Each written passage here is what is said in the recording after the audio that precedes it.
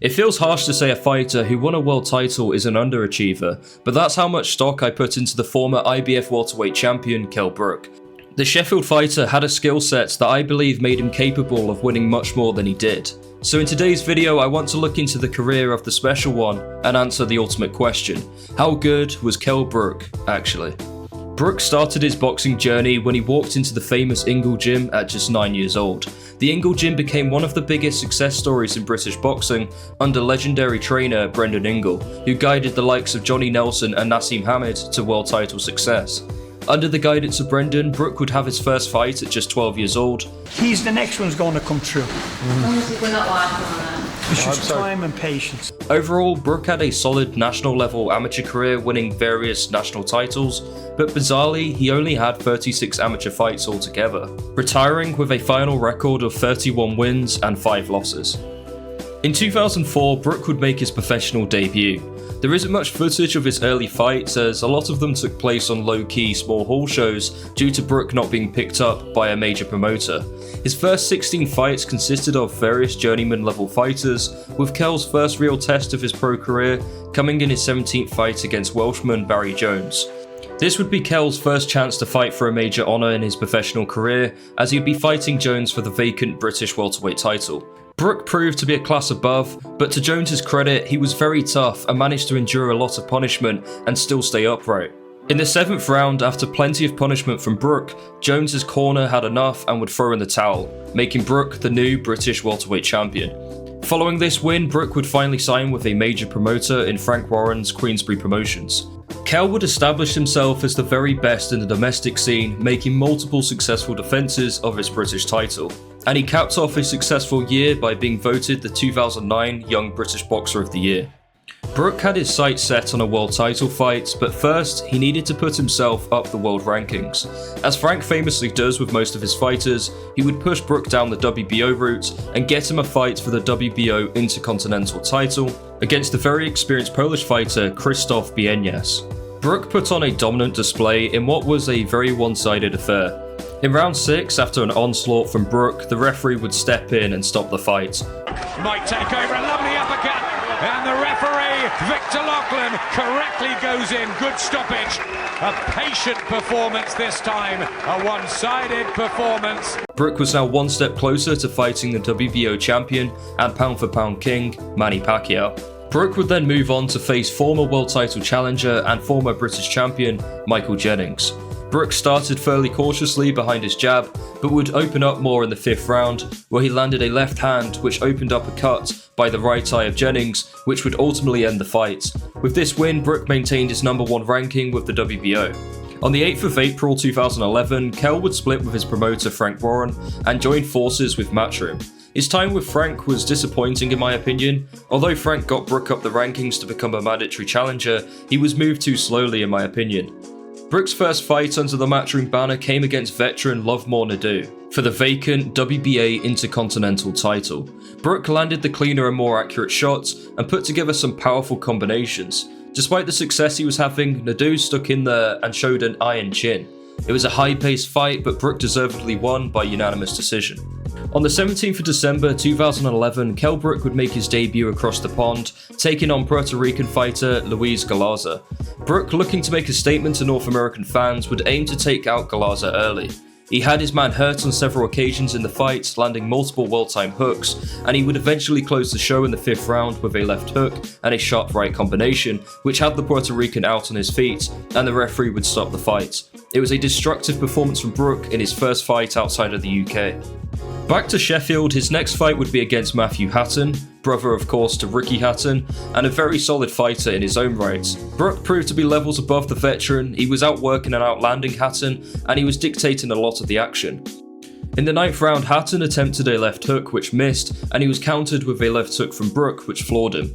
Hatton wasn't overly hurt and managed to go the full distance, where Brook would win by unanimous decision. Brook had now added the IBF International Welterweight title to his collection.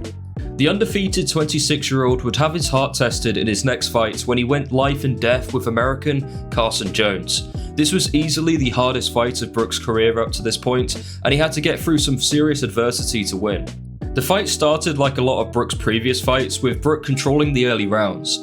He was boxing well on the back foot, while Jones was still trying to figure out the Yorkshireman. Brook would soon find out that this fight wasn't going to be straightforward, as Jones would use his pressure to keep Brook on edge for the entirety of the fight.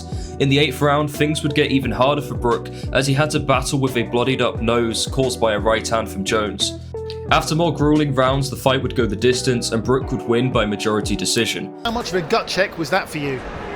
Carson Jones has definitely won me respect tonight. It was a fight you needed, to dig in when needed and to get through the fight. A lot of people, understandably, were disappointed by the performance from Brook, as they expected him to be levels above Jones. But Brook did come away with a lot of respect for the heart he showed in the fight.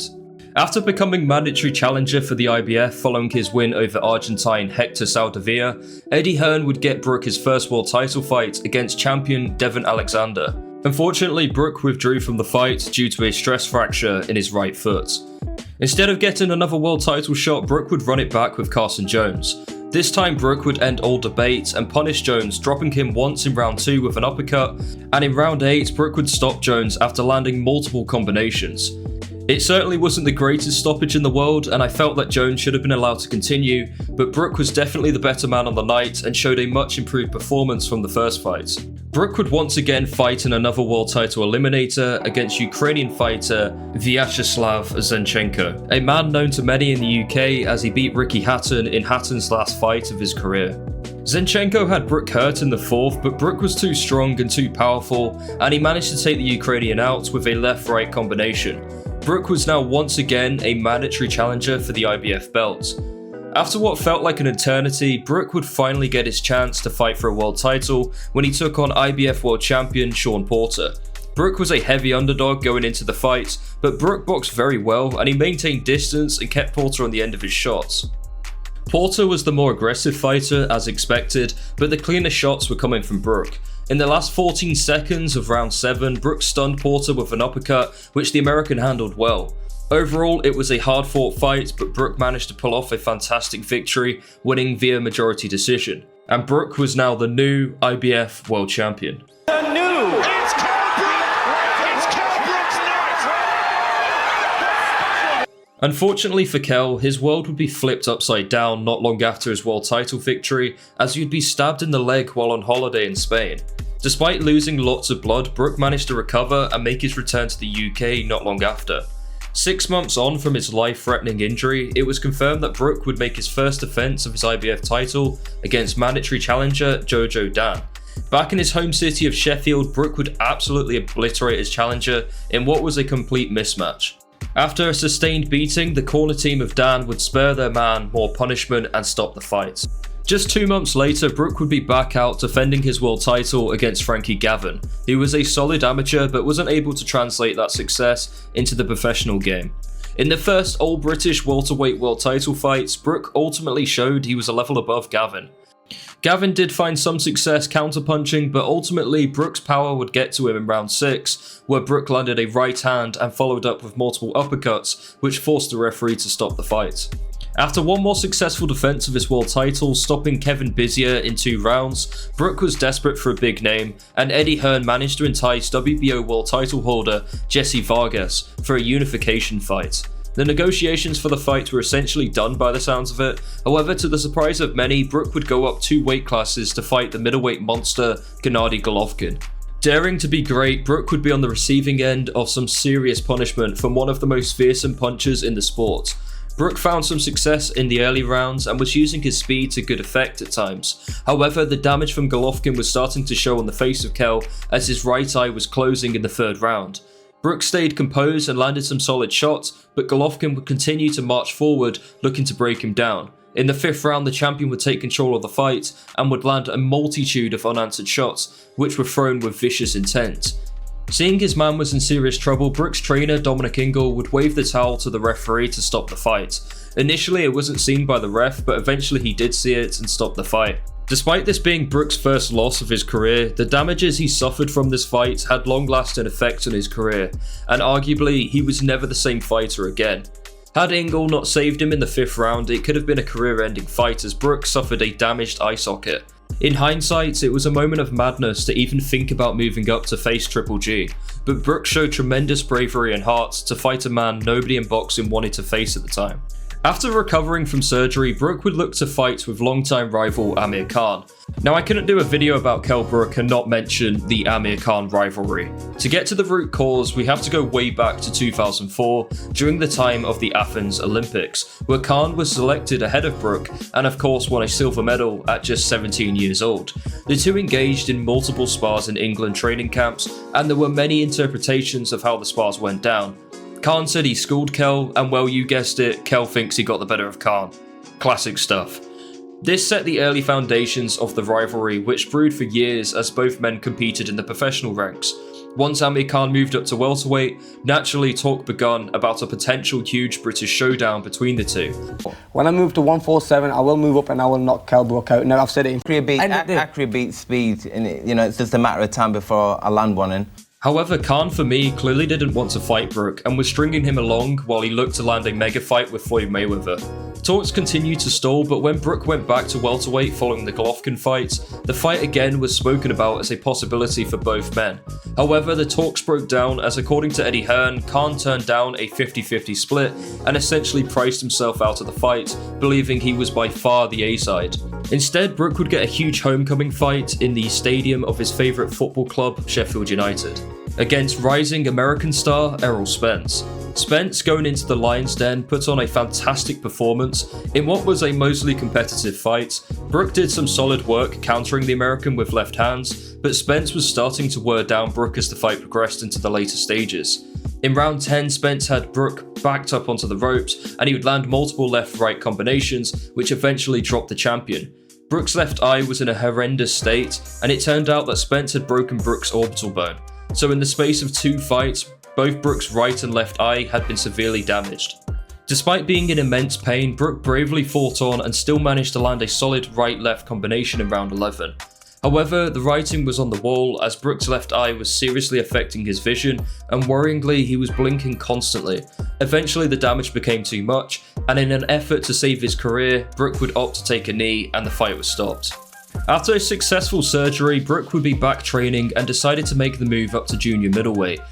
He would make his return to the ring on the 3rd of March 2018, taking on former European champion Sergey Rabchenko. Brook made an explosive return to the ring and stopped Sergey in round 2, firstly landing a right uppercut and then following up with a straight right to the temple. After another failed attempt at getting the Amir Khan fight due to Khan once again doing his best to make sure the fight didn't happen, Brook would instead face Australian Michael Sarafa in a WBA final eliminator. It was an uninspiring performance from Kell, who lacked sharpness in the fight. Sarafa, to his credit, was a very tough and strong fighter, and he was able to take Kell's shots. After 12 rounds had passed, Brook would win by unanimous decision.